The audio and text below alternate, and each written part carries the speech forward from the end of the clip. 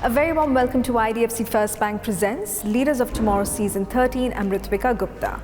Today, as we mark Women's Entrepreneurship Day, I'll be speaking to someone who is a new age leader striking the perfect balance between legacy and individuality. She comes from the JSW family, yet she's carving her own path with purpose and creativity. On the show tonight, I'll be in conversation with Tanvi Jindal, CEO and founder of the Museum of Solutions and director at JSW Foundation, on what it takes to inspire the leaders of tomorrow.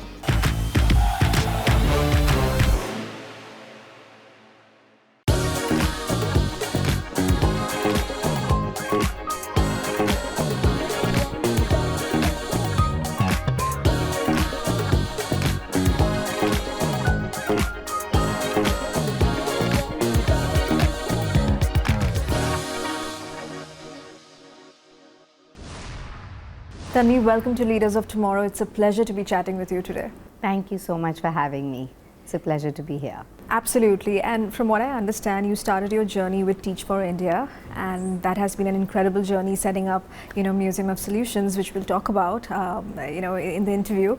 But I want to ask you, how did that experience, the early, ground experience really help you shape your interest in education as well as entrepreneurship? So I was part of the first cohort of fellows in 2009 when Teach for India just came to India. So Teach for India, is a American model that they brought to India. And for me, I think that was my first foray into the education sector. And it was really interesting for me because we live I think there are two Indias. I think it's the India where we live, and then there's the real India.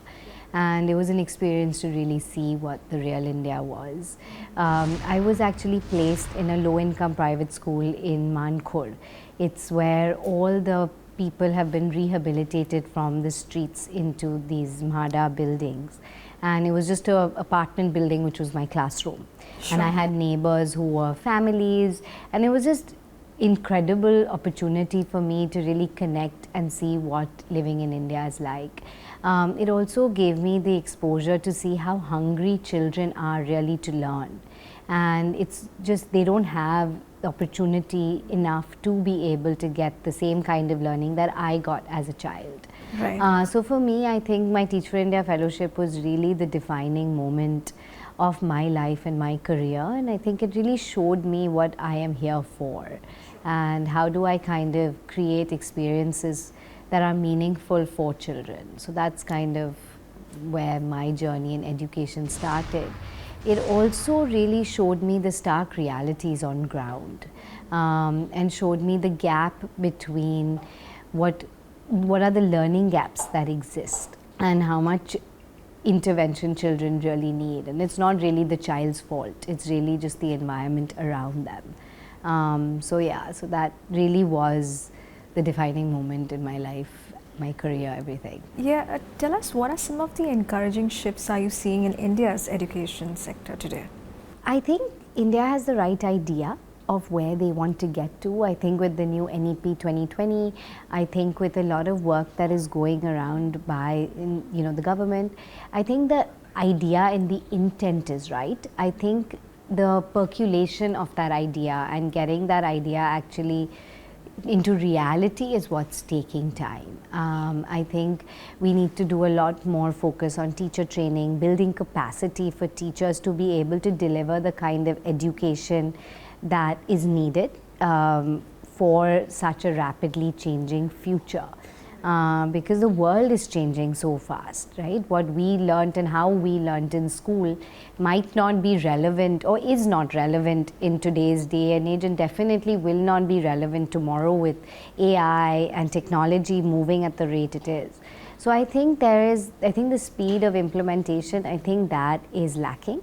However, I definitely do feel the intent is there, and there are amazing people who have written the NEP 2020. They've spoken a lot about project-based learning. They've spoken about 10 bagless days. But again, it's all about implementation in the end of the day, because what's on paper could be great, but it's what happens on the ground which is super important.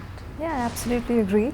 Tanvi, tell us about this beautiful, space of yours, Museum of Solutions. What was the inspiration behind it? What was the first spark of idea, that led you to create this, beautiful space? So actually, I started this space when my daughter was 2 years old, and I was looking for places for where I could take my child and have a meaningful experience with my child in the city. And whenever we traveled, there were so many of these kind of spaces across the world. So when I got the opportunity to really build something, I started racking my brain saying, what can I build? And that's when I went to our mentor, Shaheen Mistry, and we were just discussing, and she, along with a bunch of other people, were applying for a large grant at that point. Sure. And their problem statement was, adults have failed to solve the problems of the world. Why not let children try? And that just really stuck with me. I was like, that's so true, right? Children are born curious, they're born creative, they're born thinkers. It's more us adults that create biases in their minds as they grow up and close the box that they are in. So I was like, how can I really create a place where children can think outside the box, where children can explore different activities that they probably don't have access to? How can I open up their minds to different possibilities? And that's really what led me to building a children's museum called the Museum of Solutions. And the definition of a museum was changing. From a lot of my research, I spent about 2 years visiting different spaces all across the globe. While they were all called museums, each one was so different from the other.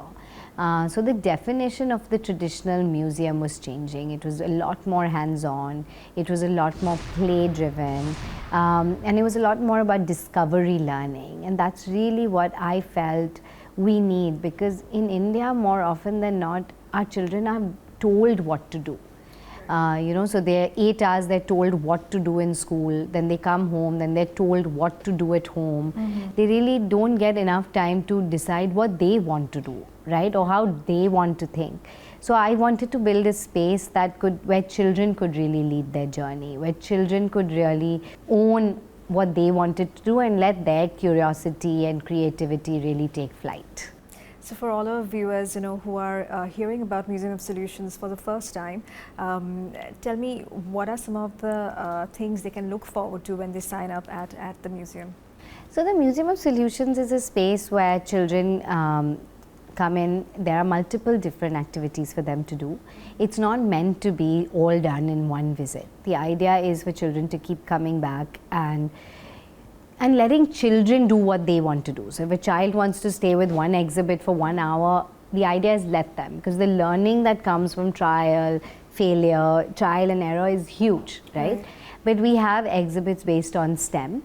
We have exhibits based on UN Sustainable Development Goals. So our current exhibit is on water, where we really talk about what is the concept of water and how water is not an infinite resource. So what is happening on a global scale with water? What are some of our local communities that are so dependent on water? And also, what are some of our daily habits that we should keep in mind when we are consuming water, right? So simple things like when you brush your teeth, switch off the tap, otherwise this is how much water you waste, right? So it's just about getting children and adults with them to be more informed about certain environmental issues. And then we have our entire maker space, where we have lots of different studios and activities for children to do. So from woodworking to rapid prototyping to art to AI. So really giving children the chance to explore and develop. We also have a grow lab. And in the grow lab, we've tried to create a little urban jungle, because living in a city like Bombay, our children don't really know where do vegetables grow or how do they grow. So the idea is, how do we get that to our children? Wow. So here children can harvest their own vegetables, they can grow their own vegetables, they can learn about soil, compost, they can learn about different ecosystems, bugs. So that's what we have on our grow lab. And recently we just opened a new floor called Vroom, which is about cars, and it's about teaching children about what are the different kinds of cars there are. Are EVs better than, regular cars? What is the difference? Again, just to kind of pique their curiosity and really allow them to discover and ask questions. Well, this is meant for children, but as an adult, even I'm very interested to explore the museum. But on a serious note, Tanvi, tell me, where are the deeper reforms do you see are necessary in India's education sector? Do you think there is a lack of inspiration in education today? I don't think there's a lack of inspiration in education. I think it's just about, teachers want to teach better. They just need to know how to, right? I think a lot of work needs to be done on training, on education of teachers, of adults around them. I think a lot of education for parents as well, in terms of, your child doesn't have to become a doctor or an engineer only. Right. There are so many different industries out there. I think just a lot more education and a lot more advocacy around, what is education, what is learning, how should one learn, how should one even be assessed. I think a lot of the pen and paper exams, rote learning needs to be broken. There needs to be a lot more application-based exams and learning. So, like for example, we've done workshops with children from across all schools. And while they are showing very good test results, when we give them real-life problems to solve, they find it very difficult to solve it because they're not able to take their book knowledge and apply it in real-world scenarios. So we need to do a lot more of that to get our children ready and prepped for the world that is there today. It's time for a quick break here. We'll be back shortly. Stay tuned.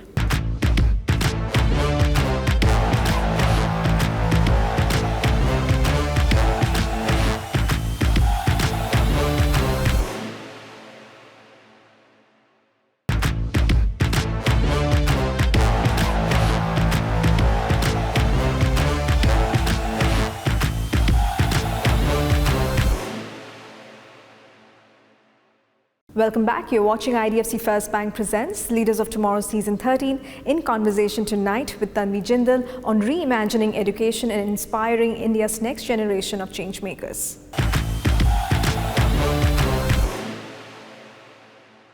Also tell us about your second venture, Leap Gymnastics. What is that all about and how did that idea come up? So Leap Gymnastics actually started before MuSo, but the idea was started later. It's a gymnastics academy that we have. We have now 5 centers across India and over 1,600 students training with us. The idea was, how do we really create good quality gymnastics facilities for children to learn gymnastics. Right. Gymnastics is the mother of all sports. It's one of the best foundation sports you can put your children into. Both my daughters used to do gymnastics when they were really young, and I felt that there were just not enough places or avenues for them to continue their journey there. So that's what kind of led me to start Leap Gymnastics.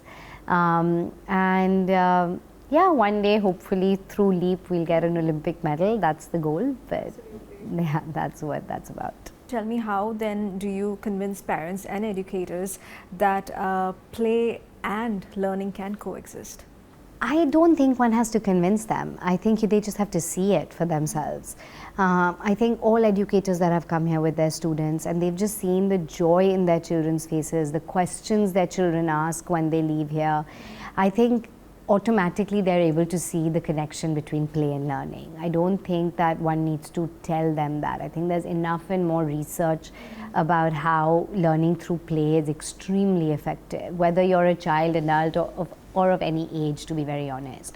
But it's about them building time for that, right? Because one of the things that our schools are constantly racing against is time. Right. They have so much material that they need to finish, so much curriculum that they need to do, so much paperwork that they need to do, that where is the time to let your children play? And as a teacher, I face that as well, right? Like, I would go into my classroom and I'd have like 10 games I would have planned to teach maths. But in the end of the day, the children had a test that they had to take. Yeah. So how do you balance that? So again, it's not their fault. It's just about how do you build a balance is really where we need to do. And I don't think this is an India problem. I think this is a global problem. I think education itself needs to go through a little bit of reimagining. And there are countless number of people that have come to us and said this should be school. This is how children should learn. And we'd love to do that, but there's... Yeah. Now, you spoke about AI earlier, so I want to ask a broader question in terms of how do you think technology will really change education or the way we perceive education in the years to come? So I think in the years to come, critical thinking will be more important than ever. I think creativity will be more important than ever, because technology can do a lot of the work that one needs to do, but you need to be able to make technology think for you and act for you, right? Yeah. So the way you prompt AI or the way you kind of interact with AI to get what you want, to personalize it, I think that is something which technology and education will kind of overlap. So like, for example, yesterday itself we did a workshop with about 60 teachers teaching them about AI. And it was really interesting to see they all had to plan a lesson plan using AI. But the way they each interacted with AI, the prompts that they put, all their lessons were different from one another. So I think if we can teach children on how to think, how to ask the right questions, how to be curious, how to even read and know what they are reading is right, because otherwise they'll just believe whatever is thrown at them. Yeah. I think those are really, really important skills that we need to build today. So Tanvi, it's no secret that you're from the JSW family, and yet you're doing something very different from the creative and social impact lens. You have carved out a niche for yourself.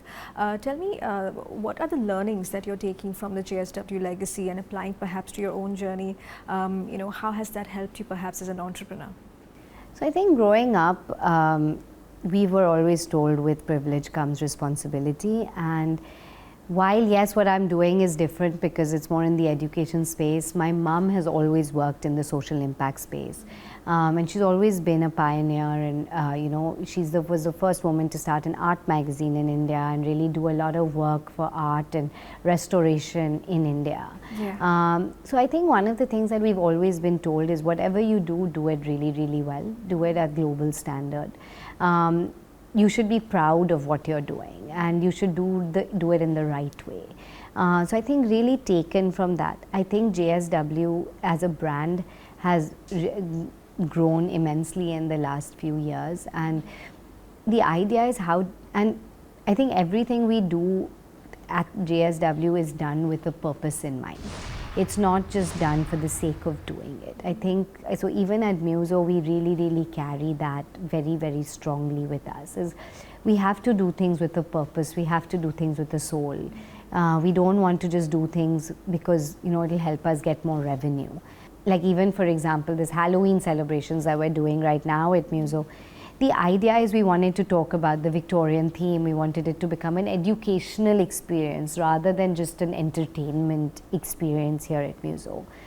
So I think from that, one of the things we've always learned is dream big, but do things really, really well. And if you do it well, or don't do it at all.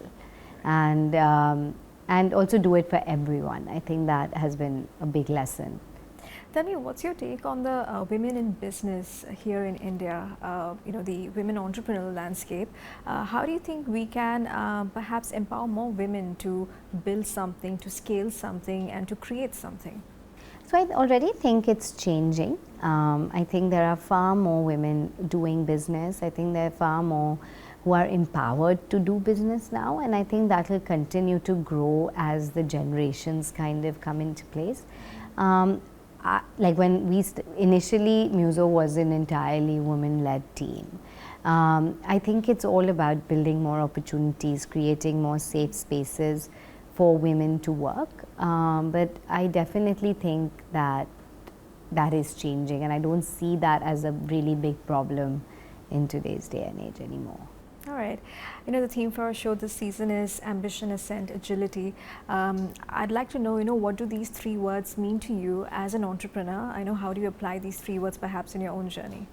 I think agility for me means to be flexible, to be able to pivot, to be able to pick up yourselves even if something didn't work.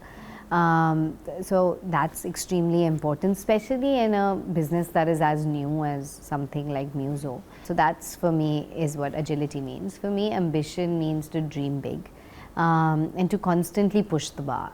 If we are doing one thing at this level, how do I go higher and higher? More in terms of being able to reach my purpose or reach my mission of why I'm doing MuSo.